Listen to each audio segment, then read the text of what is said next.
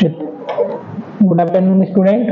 आज के लेक्चर में हम सीखने वाले हैं, चैप्टर हमारा सेकंड है, हमारा टॉपिक है ह्यूमन बिहेवियर। हमारा ह्यूमन बिहेवियर क्या होता है उसके बारे में हम इंट्रोडक्शन देखेंगे फर्स्ट ऑफ ऑल, फिर देन हम डेफिनेशन ऑफ ह्यूमन बिहेवियर आपको देखेंगे यहाँ पर, नेचर ऑफ ह्यूमन बिहेवियर, फिर factor affecting nature of human behaviour और पर्सनालिटी।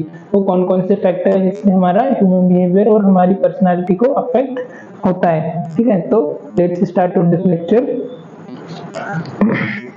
इंट्रोडक्शन का हम यहाँ पर ले लेते हैं थोड़ा सा। Psychology is the science which aims to give us better understanding and control of behavior of an organism as a whole.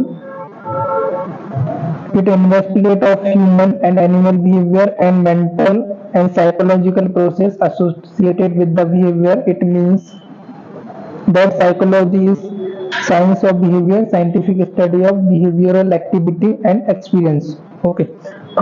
यदि बात की जाए हमारा ह्यूमन बिहेवियर की, तो मतलब बॉम्ब से लेकर टॉम तक, मतलब बॉम्ब मतलब जब हमारा बेबी का गर्भ बच्चे माँ के गर्भ में जब बच्चा रहता है, एम्ब्रायो में जब डेवलप हो रहता है, तब से लेकर के तब तक वो टॉम मतलब जब तक कवर तक नहीं जाता है तब तक वो जो भी एक्टिविटी करता है, जो भी बिहेवियर करता है, जिस टाइप का उसका पर्सनालिटी रहता है, ये सब के बारे में स्टडी करना, ये सब के बारे में अध्ययन करना टोटल हमारा जन्म से लेके, जन्म से ही नहीं बल्कि जब हमारा एम्ब्रायो में ही रहता है तब से वो लर्निंग का उसका थ्योरी जो स्टार्ट हो जाता है। तो तब से लेकर के लास्ट तक जब तक वो कवर में नहीं जाता, जो भी वो एक्टिविटी करता है, जो भी चीजें वो सीखता है, वो सब हमारा इसमें आता है ह्यूमन बिहेवियर में। तो उसके बारे में हम जो अध्ययन करते हैं, जो स्टडी करते हैं, उसको बोल रहे हैं हम ह्यूमन बिहेवियर का स्टडी।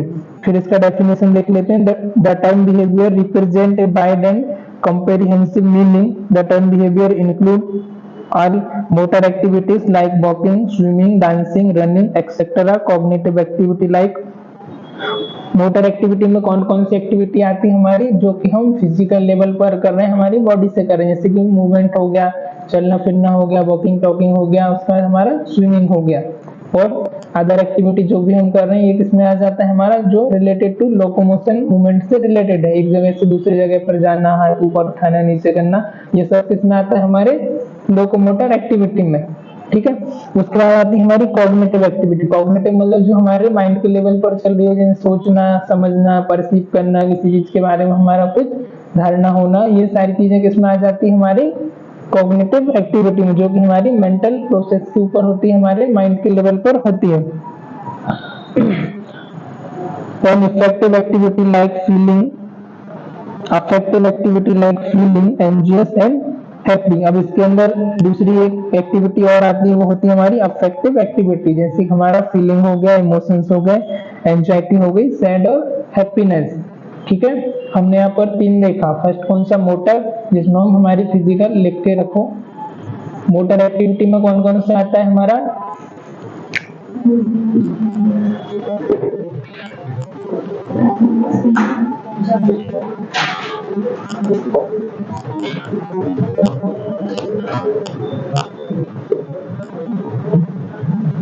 स्विमिंग,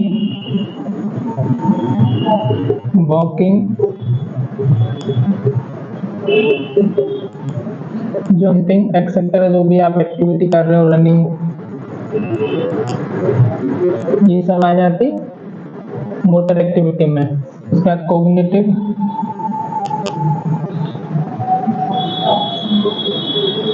हाँ वॉकिंग टॉकिंग वो भी कर सकते हो। कॉग्निटिव में जो हमारी मेंटल लेवल के ऊपर प्रोसेस होती है, जैसे हमारा थिंकिंग हो गया, सोचना, थिंकिंग, परसेप्शन, किसी चीज को परसीव करना,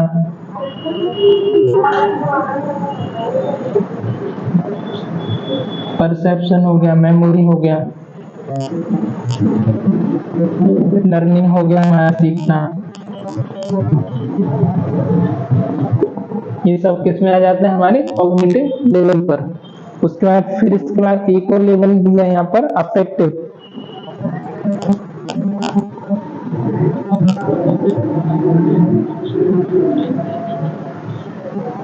अफेक्टिव में कौन सी हमारी फीलिंग,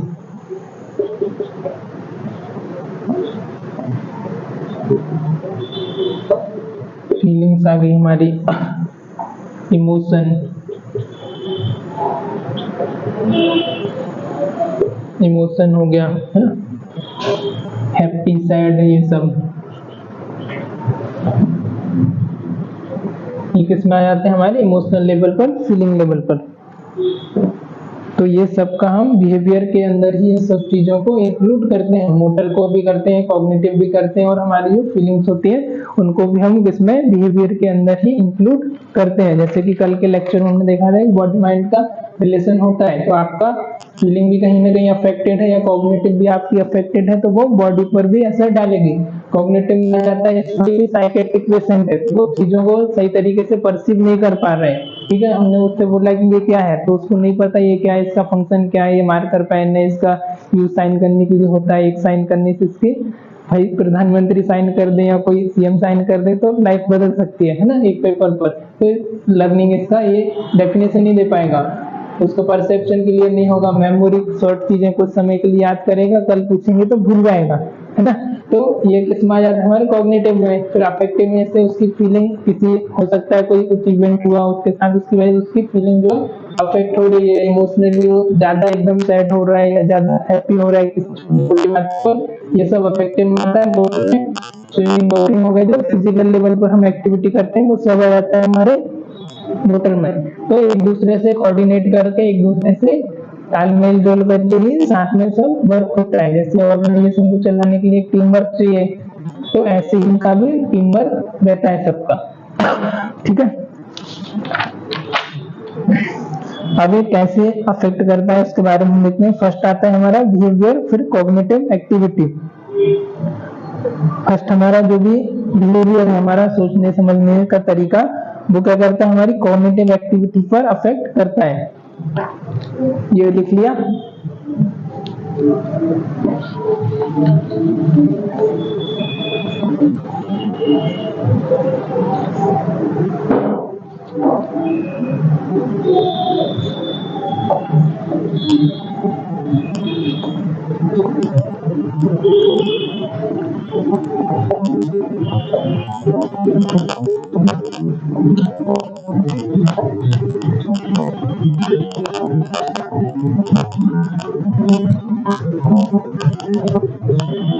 हमारा cognitive activities,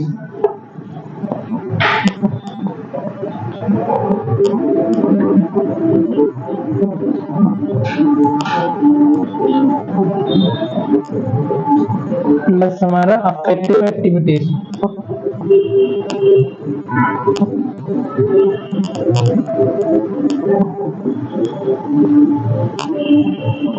affective activity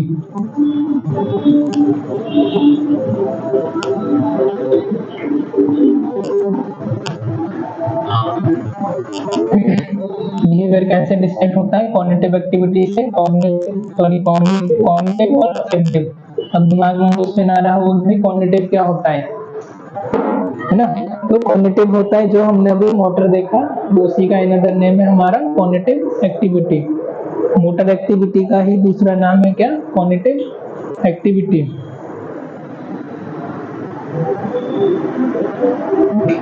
spelling नहीं समझ आएगा तो पूछ लेना।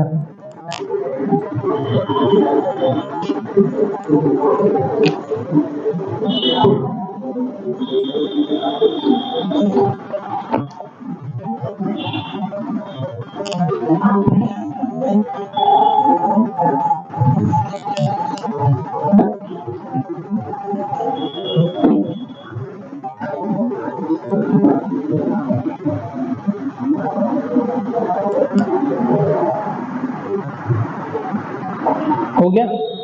इसमें हम ओनली कॉन्शियस माइंड के ऊपर ही स्टडी नहीं करते हैं, आपका कॉन्शियस माइंड हो गया, सबकॉन्शियस और अनकॉन्शियस तीनों लेवल पर ही आपका स्टडी किया जाता है। जैसे हमने पहले इसका ओरिजिन में देखा था कि साइंटिस्ट अलग अलग आए और उन्होंने अपना अपना व्यू, अपना अपना थ्योरी दिया। तो एक आए थे उन्होंने सिर्फ कॉन्शियस लेवल पर ही दिया था, तो उसका भी रिजेक्ट कर दिया, क्योंकि हमारे माइंड की 3 स्टेज होती है, कॉन्शियस, सबकॉन्शियस और अनकॉन्शियस। तब हम सोए रहते हैं, सबकॉन्शियस स्टेज पर रहते हैं हम, हाँ, सबकॉन्शियस पर, गुड। तो सबकॉन्शियस लेवल पर भी जब हम रहते हैं, हमारे दिमाग में कुछ सपने आ रहे होते हैं, ड्रीम आ रहे होते हैं, कुछ भूतों के डरावने सपने आ रहे हैं, किसी के अच्छे सपने आते हैं, तो वो सब हमारा अफेक्ट करता है किसको, हमारे माइंड को भी। तो ये जो हमारे सपने आ रहे हैं, तो हम उसमें क्या रहते हैं, सबकॉन्शियस का जो लेवल रहता है, तो उसमें भी हमारा बॉडी है, वो कहीं ना कहीं हमारा थिंकिंग पैटर्न स्टार्ट है, चालू हमारा बिहेवियर भी। तो वो हमारे सोचने समझने के तरीके, एटमोस्फेरिक तरीके, हम क्या चीजें एक्टिविटी कर रहे हैं, तो उस हिसाब से वो हमारा ड्रीम सपने होते हैं, वो डिसाइड होते हैं। और भी कुछ कुछ चीजें होती हैं, इतना डीप में नहीं जाएंगे उसके लिए हम। फिर नेक्स्ट वन आ जाता है हमारा कॉन्शियस, सबकॉन्शियस, अनकॉन्शियस, तीनों लेवल पर स्टडी करना। It is not only limited to human behaviour, the behaviour of animals, plants and also cover in the psychology. It confirms that include the study of behavior of all living organisms in the walk by their life. Okay. All conclusively, the term behavior is an activity and experience of all living organisms during their entire life. जो उनकी पूरी whole life में जन्म से लेकर मृत्यु तक जो भी, इसमें अभी और आगे भी फर्दर डिवाइड किया है। फर्स्ट हमने ह्यूमन के ऊपर किया था, फिर कुछ साइंटिस्ट और आए, इन्होंने क्या किया, एनिमल्स के ऊपर भी, उनके बिहेवियर के ऊपर भी स्टडी किया। और फिर जो हमारा साइंस दिया, साइकोलॉजी का ब्रांच दिया, वो कौन सा आया था हमारा, कॉम्परेटिव साइकोलॉजी, जो कि मैंने अभी बताया। तो आप ह्यूमन, नॉट ओनली ह्यूमन, आप एनिमल्स के ऊपर भी स्टडी कर सकते हो, सम प्लांट्स के ऊपर भी, क्योंकि प्लांट्स भी हम उनको किसमें, एक सजीव और निर्जीव, हमने एनाटॉमी के लेक्चर में फर्स्ट में डिस्कस किया था, वो भी हमारे एक सजीव में आते हैं, सेल्स उनके अंदर भी प्रेजेंट होती है। तो आप कुछ प्लांट्स के ऊपर भी स्टडी कर सकते हैं। जैसे कल एक एग्जांपल दिए थे, हम एक प्लांट्स को लेते हैं, दो पौधों को, फूल को लेते हैं गमले में, एक को हम अच्छा अच्छा बोलते हैं, 28 डेज तक हम देखते हैं, किसी को प्रैक्टिकल करना हो तो कर सकते हो। और जिसको हम बुरा बोलते हैं वो सूख जाता है, खराब हो जाता है, फूल नहीं देता है, और जिसको अच्छा अच्छा बोलते हैं वो अच्छा फूल देता है, अच्छा हो जाता है। हैंड वाला भी घर जाके एक बार प्रैक्टिस करोगे तो वो ईमानदारी के साथ करोगे तो आ जाएगा। ठीक है। उसके बाद फिर हम नेक्स्ट देखते हैं नेचर ऑफ द बिहेवियर, हमारे बिहेवियर का कैसा नेचर होता है, किस प्रकार का हमारा बिहेवियर होता है। An infant is born with the wide variety of behavior. These are developing upon complex of factors, especially interaction with others. Growing up in human society, the child learn compromise and adapt characteristic and value of the pupils in particular social environment.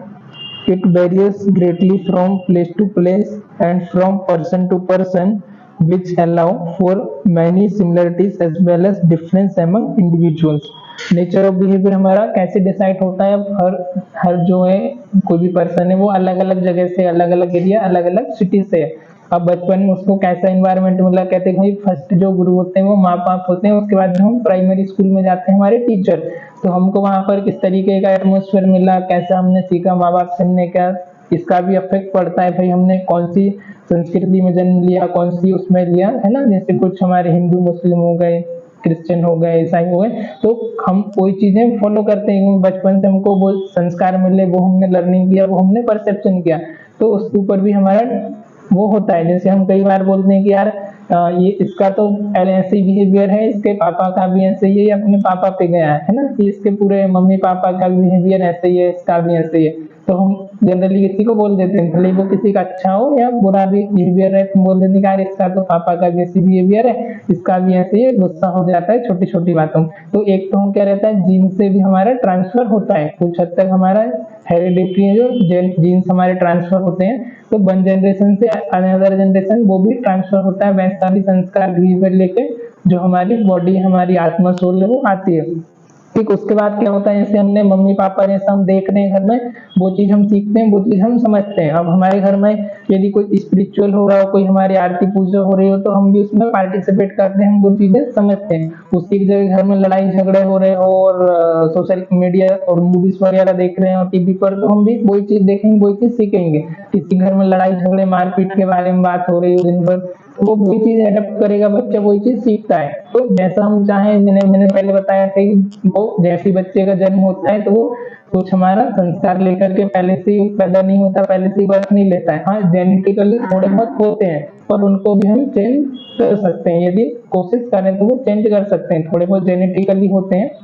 कभी genetically कैसे, एक example समझो कि भाई एक ही घर में जैसे दो भाई है, तो ऑब्जर्व किया हो कभी, एक बिल्कुल पोलाइट है, अच्छे से बात करता है, उसका बिहेवियर अच्छा है, और एक एकदम क्लोज है, स्ट्रेट फॉरवर्ड है, तो उसका बिहेवियर एक अच्छा है, तो एक अच्छा है, वहीं पर कोई गुंडा मवाली बन गया और एक अच्छा बेचारा अच्छा काम कर रहा है, तो वहां पर भी हमको चेंजेस मिल जाता है, वो जेनेटिक ही रहता है, तो उसको भी हो सकता है वो जेनेटिक भी हो, और पहले तो उसका एटमोस्फेयर वहां का चेंज हो गया हो, है ना, जैसा जो दूसरा बच्चा है उसको जो संस्कार मिले, जो हैबिट्स मिली, वो उसको नहीं मिल पाई हो, तो ये भी इसमें अफेक्ट करता है, और जगह के हिसाब से भी करता है, जैसे आप भाई महाराष्ट्र से हो, तो यहाँ का कल्चर कुछ रिचुअल्स अलग होंगे, कोई कर्नाटक का है तो उधर का वो अलग होगा, कोई मध्य प्रदेश से है या पार्टिकुलर एक ही स्टेट में अलग अलग रीजन से, अलग अलग कस्बे से, डिस्ट्रिक्ट से, तो वहाँ का थोड़ा सा रूल्स आप जाएंगे तो बदल जाता है ना, कपड़े पहनने का तरीका, बोलचाल का तरीका, वॉइस टोन का तरीका, हर चीज अफेक्ट होता है, तो ये चीजें हम जैसा देखते हैं वैसा हम धीरे धीरे करके उसको एडप्ट करते जाते हैं, सीखते जाते हैं। आया तुम्हें इतना कोई डाउट अभी तक? नेक्स्ट हम इसमें देखते हैं, the nature of individual behaviour can be influenced by interaction between inherited pattern of genes and particularly environment, physical characteristics and cultural differences in behavior observed among people as a result of learning but not inborn racial characteristic. There is no one human nature. चलो इसमें वही बताया जो मैंने आपको बता दिया है। उसके बाद देखते हैं हम फैक्टर अफेक्टिंग, कौन कौन से फैक्टर हैं जो हमारे बिहेवियर को अफेक्ट करते हैं, अब ये इम्पोर्टेंट है, ठीक है। तो फर्स्ट हमारे यहाँ पर फैक्टर है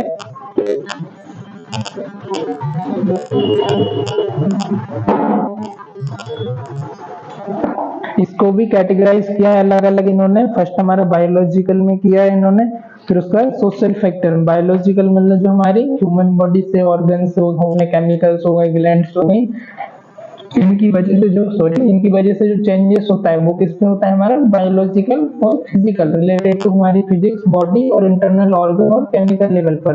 तो उसके बाद आता है सोशल लेवल पर, हम कैसे लोगों से हम फ्रेंडशिप कर रहे हैं, कैसे लोगों के साथ उठ रहे हैं, बैठ रहे हैं, बहुत सारी चीजों पर भी डिपेंड करता है ना, कैसे लोगों के साथ हमारी संगति है, सोसाइटी में किन लोगों के साथ रहते हैं।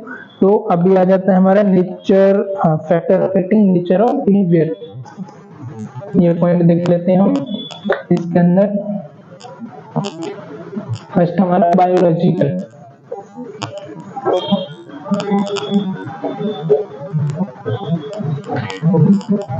बायोलॉजिकल में है हमारा first ductless endocrine gland,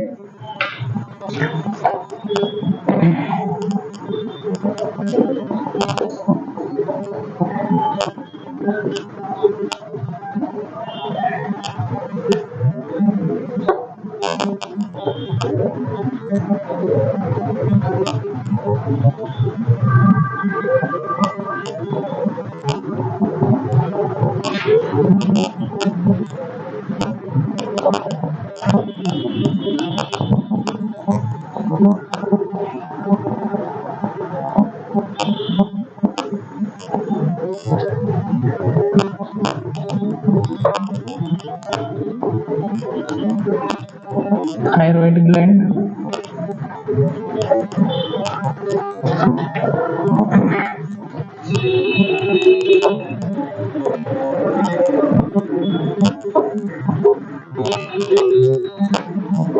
adrenal gland, gonads और पिट्यूटरी।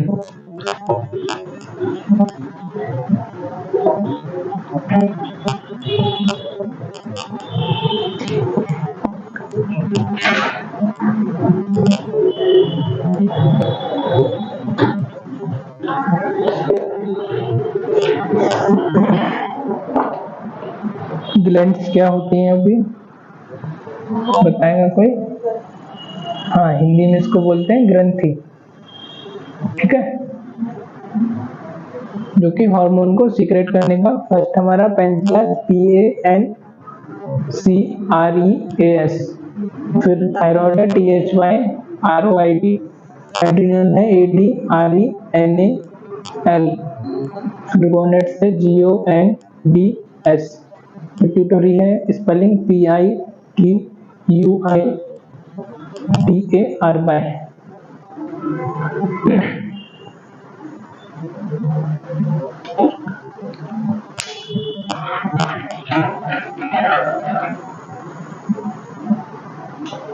कल तुम्हारे लिए एक होमवर्क है, एंडोक्राइन ग्लैंड क्या है, एक्सोक्राइन क्या है, कौन कौन सी ग्लैंड होती है, उनके बारे में बेसिक पढ़ के आना है।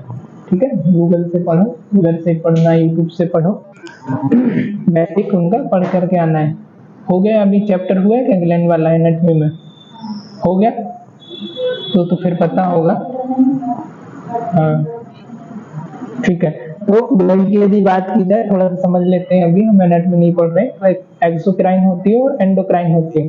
एक्सोक्राइन मतलब ऐसा नहीं कि वो बॉडी के बाहर है, वो भी बॉडी के अंदर ही रहती है।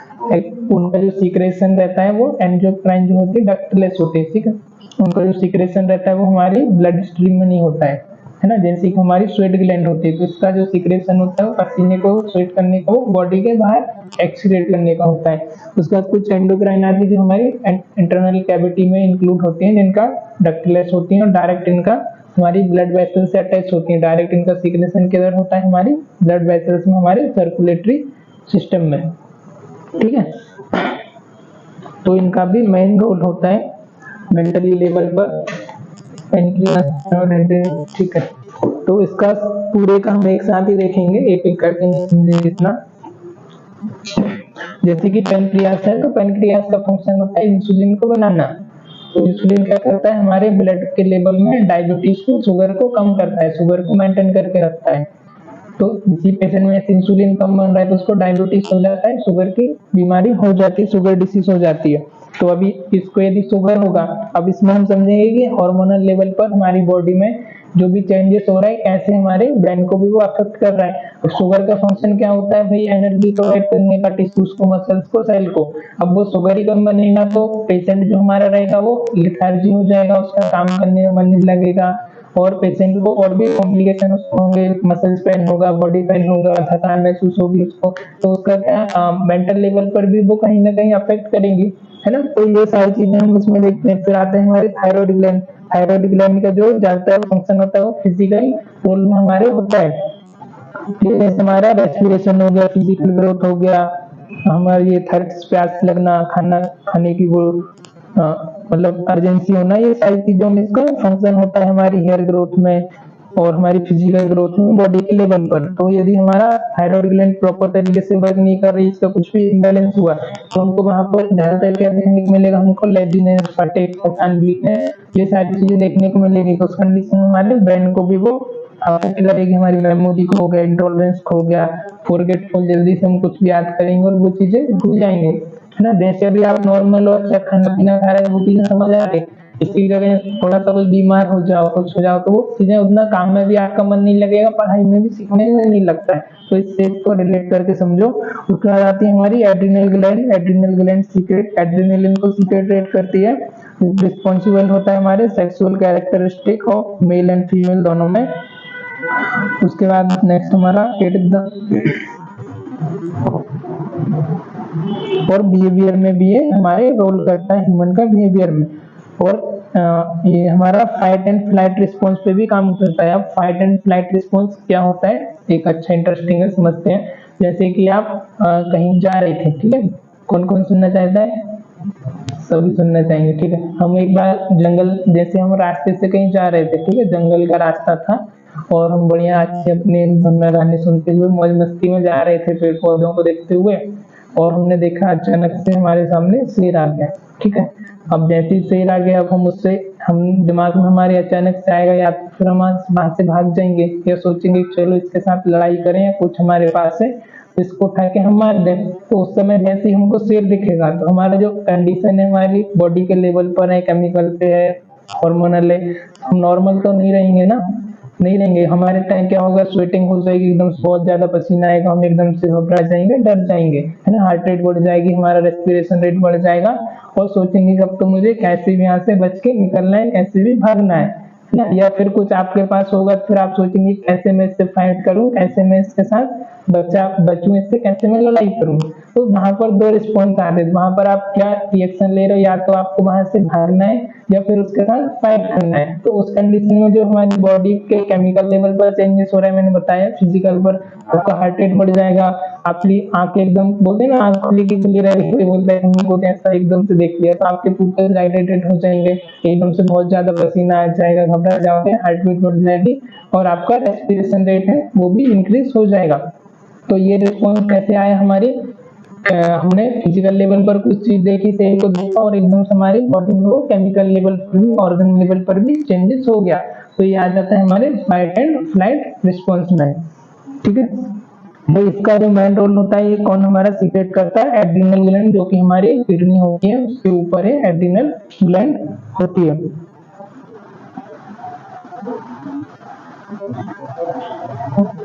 और ये सबको कंट्रोल करने का जो काम करता है वो कहाँ से होता है, हाइपोथैलेमस से हमारे ब्रेन में। हाइपोथैलेमस पे हमारी एंटीरियर पिट्यूटरी को मैसेज देता है, जैसे कि हाइपोथैलेमस क्या है, सबका दादा है, दादा मतलब उससे बड़ा, और जो पिट्यूटरी है वो सब ग्लैंड की बाप है, वो सबको कंट्रोल करने का काम करती है। ठीक है, जैसे हमारे रहते हैं ओनर हो गया, मैनेजर हो गया, तो जो सबको मैनेज करने का काम करती है वो पिट्यूटरी करती है। फिर उससे भी जो बड़ी है, ओनर है, सीईओ है, वो कौन सी हमारी हाइपोथैलेमस। तो ऐसे करके जितनी जो ग्लैंड का सीक्रेशन है, हार्मोन को मैनेज करती है, वो एंटीरियर पिट्यूटरी हमारे ब्रेन से होता है।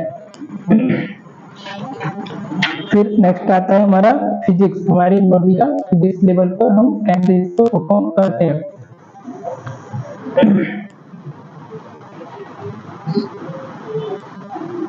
जैसे कि अभी किसी का फिजिकल अच्छा है, फिटनेस अच्छा है, बॉडी बिल्डर है, तो वो अदर चीजों में भी, बाहर सोसाइटी में या रनिंग वॉकिंग करने में एक्टिवेट होगा, सोशल एक्टिविटी में भी। और किसी का यदि फिजिक अच्छा नहीं है, बॉडी अच्छा नहीं है, वो बीमार है या बॉडी ज्यादा पतला है, थिन है, या कोई ज्यादा ओबियस है, तो वो अदर चीजों में एक्टिविटी नहीं कर पाएगा। आप उससे बोलोगे रनिंग में एक्टिविटी करना है या सोशल एक्टिविटी करना है, तो वो नहीं कर पाएगा। और यदि किसी का फिजिक अच्छा है, मॉडरेट है, ज्यादा थिन है, तो भी नहीं कर पाएगा। तो फिजिक का भी हमारे इस पर अफेक्ट पड़ता है बिहेवियर के ऊपर। ठीक है, आया समझ फिजिक का कैसे पड़ेगा हमारी फिजिकल बॉडी का। जैसे कोई ज्यादा हेल्दी है तो वो घर में ही रहेगा अपने पास ही, है ना, बाहर सोशल एक्टिविटी में परफॉर्म नहीं करेगा, घूमने फिरने भी ज्यादा नहीं जाएगा। या कोई ज्यादा बीमार है, ज्यादा दुबला पतला है ना, तो वो भी फिर घर में ज्यादा अदर एक्टिविटी में इंक्लूड नहीं करेगा। तो उसकी फिजिकल बॉडी का भी, या ऑलरेडी उसको फिजिकल कोई डिफॉर्मिटीज है ना, बाय बर्थ कोई विकलांग है, कुछ है, तो वो भी उस चीज में पार्टिसिपेट नहीं करेगा, उससे उसका बिहेवियर भी अफेक्ट पड़ेगा। क्योंकि पहले हमने सीखा कि बिहेवियर पे कैसे इफेक्ट पड़ रहा है, क्योंकि हम इस चीजों के साथ जुड़े हैं, किन लोगों के साथ मिल रहे हैं, जुड़ रहे हैं, बातचीत कर रहे हैं, हमारी कंपनी कैसी है, फ्रेंडशिप कैसी है, वो सब पे अफेक्ट करता है। तो वो उतना घर से बाहर ही नहीं जा रहे हैं, तो फिर वो कैसे वो चीज करेगा, है ना। फिर नेक्स्ट आ जाता है हमारा बॉडी केमिस्ट्री। बॉडी केमिस्ट्री मतलब वही केमिकल लेवल पर जो हमारी ऑर्गन हार्मोनल में चेंजेस होते हैं उसके ऊपर। Due to the difference of chemical element in different man, this chemical element are two types, example from outside and inside body itself create. कुछ केमिकल होते हैं जो बॉडी हमारी खुद ही क्रिएट उनको करती है ड्यूरिंग हमारी जो प्रोसेस होती है, जैसे हमारा डाइजेशन का प्रोसेस हो गया, मेटाबॉलिज्म का, उस समय कुछ केमिकल्स वगैरह भी क्रिएट होते हैं, उनको एक्सक्रीट आउट करने का काम करती है हमारी किडनी। तो कुछ तो बॉडी खुद ही केमिकल क्रिएट करती है, और कुछ हम बाहर से टॉक्सिक केमिकल लेते हैं, जैसे कि अल्कोहल हो गया, ड्रग हो गया, तो ये भी हमारी चीजों को अफेक्ट करता है। जैसे अब कोई जनरली कोई देखा होगा तो बोलते हैं कि यार तब तक मैं वो स्मोकिंग का उसको हैबिट हो गया, तब तक वो स्मोकिंग नहीं करेगा सुबह उठ के, तो उसका काम में मन नहीं लगता कि यार मेरे को स्मोकिंग करना पड़ेगा। या किसी को चाय पीने का हैबिट है, तो बोलेंगे जब तक चाय नहीं पीऊंगी तो मेरा हेडेक होने लगता है, ऐसा जनरली सुनना होगा। तो उनको क्या होता है, केमिकल लेवल पर केमिकल लोचा एक हैबिट बन जाती है, वो ब्रेन को फिर अफेक्ट करने लगती है, तो वो बिहेवियर में भी हमको देखने को मिलता है। अदर आ जाता है जैसे हमारा like sex, intelligence, nervous system पर भी डिपेंड करता है, हमारे जेंडर पर भी डिपेंड करता है। उसके बाद हमारा इंटेलिजेंट इंटेलेक्चुअल लेवल क्या है उसके ऊपर भी। अभी क्या होता है, देखो एक ही पर्सन को अलग अलग रोल प्ले करने पड़ते हैं, ठीक है, अलग अलग रोल परफॉर्म करना पड़ता है। अभी जैसे मैं इधर आपके लिए टीचर हूँ, तो किसी के लिए जैसे मैं मम्मी के लिए मेरा बेटा भी हूँ, है ना, यदि शादी हो गई तो हस्बैंड के लिए, वाइफ के लिए मैं हस्बैंड भी हूँ, या मैं वर्क पे जा रहा हूँ तो मैं किसी पेशेंट के लिए नर्सिंग स्टाफ या डॉक्टर भी हूँ। तो सबको अपना अपना अलग अलग रोल प्ले करना पड़ता है। ऐसे नहीं कि आप सबके साथ एक जैसे ही बात करेंगे। मम्मी का घर से फोन आ जाएगा तो मैं उससे इंग्लिश में प्रोफेशनल तरीके से बात नहीं करूंगा, और किसी प्रोफेशनल व्यक्ति का फोन आएगा तो उसके साथ मुझे उस तरीके से बात करनी होगी। तो हमको अलग अलग रोल परफॉर्म करना पड़ता है। ऐसे कोई हमारे पापा हैं, किसी के लिए वो हस्बैंड है, किसी के लिए वो बॉस है, किसी के लिए मैनेजर है, तो सबका हमारे सोसाइटी में रह रहे तो उसको हमको मिल जुल के हमारा वर्क करना पड़ता है। कोई छोटा बच्चा आएगा तो हम उसके साथ ऐसी बात नहीं करेंगे, उसके साथ थोड़ा अलग तरीके से करेंगे। तो ये चीजें भी अफेक्ट करती है कहीं ना कहीं। तो नेक्स्ट आता है हमारा the environment different from the individual, very much different from one another, and so their effect home, school, society. Environment, home has a wide influence of the development of personality. The behavior of parents and culture has deep impact on child psychology. Example: overprotectiveness, rejection of parent, broken home, sibling rivalries, child abuse. The mass media है influence of the youth. हाँ, अभी society के level पर कैसे effect कर रहा है, जैसे छोटा बच्चा है तो मैंने बताया था बच्चे ने जन्म लिया तो पहले से वो चीजें उसको नहीं आ रही। अब वो घर में उसका कल्चरल कैसा है, क्या रिचुअल्स वो फॉलो कर रहे हैं, फर्स्ट तो उसके मम्मी पापा जो सीखता है वो हो जाता है। उसके बाद वो जैसे ही थोड़ा सा बड़ा होता है स्कूल में जाता है तो वो कौन सी स्कूल में पढ़ाई कर रहा है, टीचर उसका फ्रेंडशिप सर्कल कैसा है, कैसा उसको एनवायरमेंट मिला, उस चीज से सीखता है।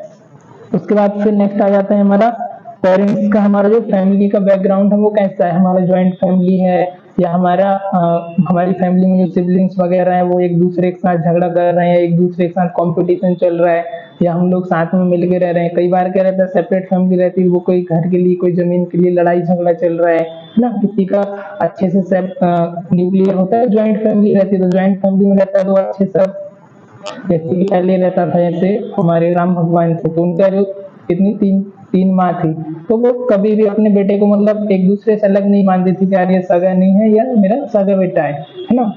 अब तुम जो भी कल्चर से हो, पर एक सीखने के लिए मैं बता रहा हूँ। तो हर माँ उनको एक जैसी मानती थी, और एक जो सगी माँ नहीं थी वो ज्यादा लाड दुलार ज्यादा प्यार करती थी बेटे को।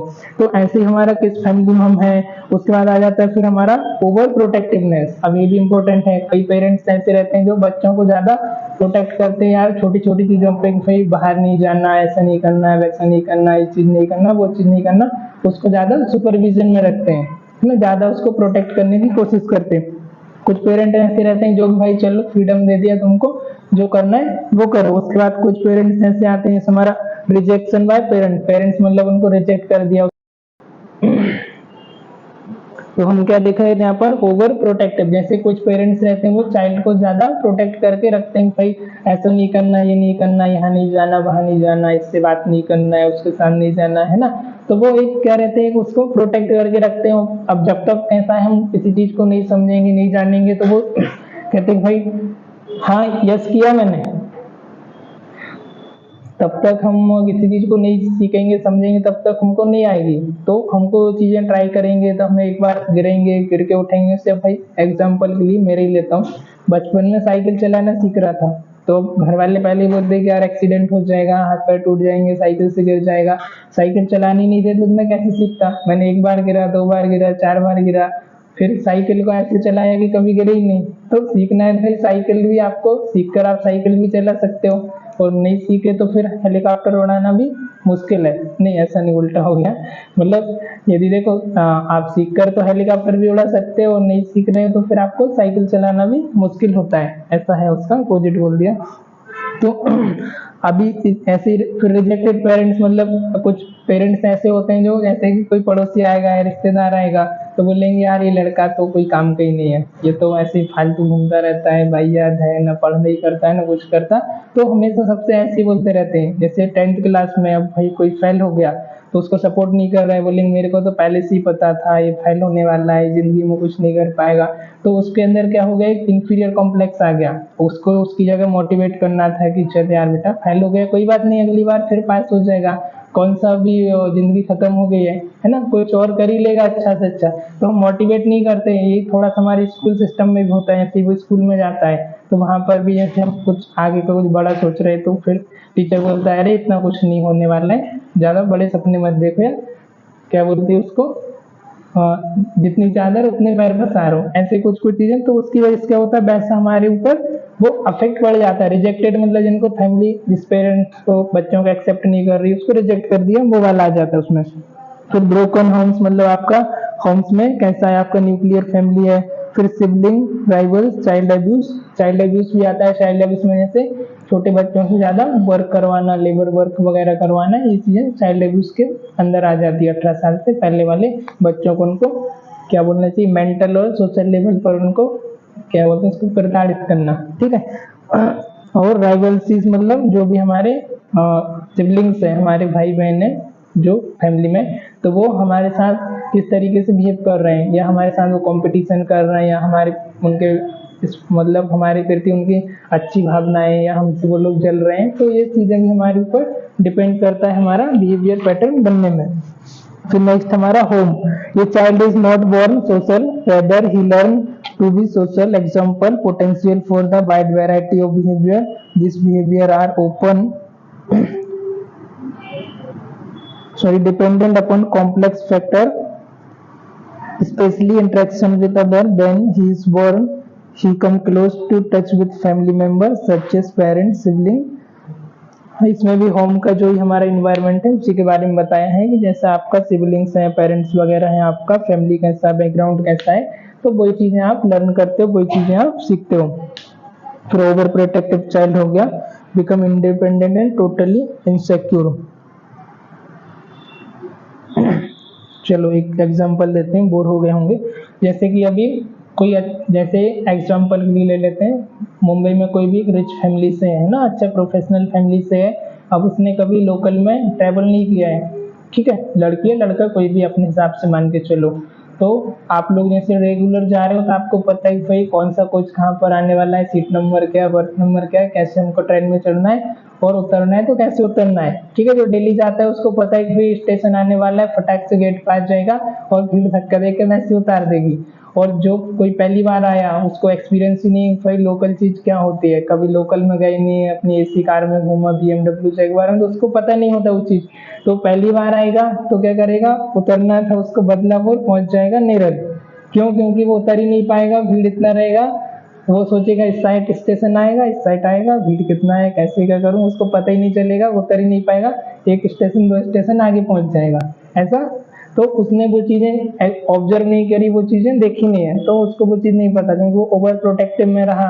या ओवर प्रोटेक्टिव का एग्जाम्पल भी ले सकते हैं यहाँ पर, ताकि हम ज्यादा उसको प्रोटेक्टिव में रख रहे हैं, वो चीजें एक्सपीरियंस ही नहीं कर पा रहे हम, है ना, तो इसके अंदर ये आ जाता है। फिर हमारा इसके बाद स्कूल है। स्कूल में हमारे स्कूल में क्या रहता है, हम जैसे हम थोड़े से बड़े होते हैं, स्कूल जाना शुरू करते हैं, तो स्कूल में हम कैसे फ्रेंड के साथ हम फ्रेंडशिप कर रहे हैं, हमारा पीयर ग्रुप कैसा है, टीचर्स कैसा है, वहाँ का एकेडमिक रिकॉर्ड वगैरह कैसा है, वो सारी चीजें हमारे इस पे भी डिपेंड करती है। किस चीज में हम करिकुलर एक्टिविटी में पार्टिसिपेट कर रहे हैं, नहीं कर रहे हैं, एक्स्ट्रा करिकुलर में, उससे भी हमारा ये डेवलप होता है। Decline in group activity, in interest, behaviour pattern changing. हमारा एटीट्यूड किस चीज में, हमारा किस चीज में इंटरेस्ट है, किस में नहीं है, अदर पार्टिसिपेट में कर रहे हैं। जैसे स्कूल कॉलेज में भी कुछ अदर पार्टिसिपेट होता है वीक में एक बार कुछ, तो उसमें हम किस तरीके से पार्टिसिपेट कर रहे हैं, तो उस पर भी हमारा ये डिपेंड करता है, एकेडमिक पर भी। फिर सोसाइटी तो लगभग हमारा हो ही गया था। Society, the child acquire trait, value and attitude, believe, behaviour in according to the social norm, he behave in the, हाँ सोसाइटी मतलब आप किस सोसाइटी में रह रहे हो, जैसे भाई किसी सोसाइटी में पार्टिकुलर एक ही समुदाय के लोग रहते हैं, जैसे एग्जांपल कोई जैसे कि कर्नाटका का है, कोई हिंदू मुस्लिम है, तो वो पार्टिकुलर एक वहीं पर रह रहे हैं, वो जो ट्रेड फॉलो कर रहे हैं वही वहाँ पर जो बच्चा है वही चीजें वो सीखेगा, है ना, अलग से तो कुछ सीखेगा नहीं, तो ये भी हमारे बिहेवियर पर अफेक्ट करता है। ठीक है, इतना आज का हमारा इसमें था। कल हम इसमें देखेंगे बॉडी माइंड रिलेशनशिप, उसके बाद देखेंगे हम टॉपोग्राफी ऑफ माइंड, उसमें हमारा ईगो, सुपर ईगो, ये भी डायनेमिक ऑफ माइंड के अंदर आ जाएगा। ठीक है, तो आज हमने क्या क्या सीखा यहाँ पर, इसका इंट्रोडक्शन देखा, डेफिनेशन ऑफ बिहेवियर देखा, नेचर ऑफ बिहेवियर, फिर फैक्टर अफेक्टिंग बिहेवियर। नेचर में हमारा कैसा बिहेवियर का नेचर होता है, डेफिनेशन समझा, फैक्टर में कौन कौन से फैक्टर हैं जो हमारे बिहेवियर को अफेक्ट करते हैं। ठीक है, हाँ फोटो भेजता हूँ मैं।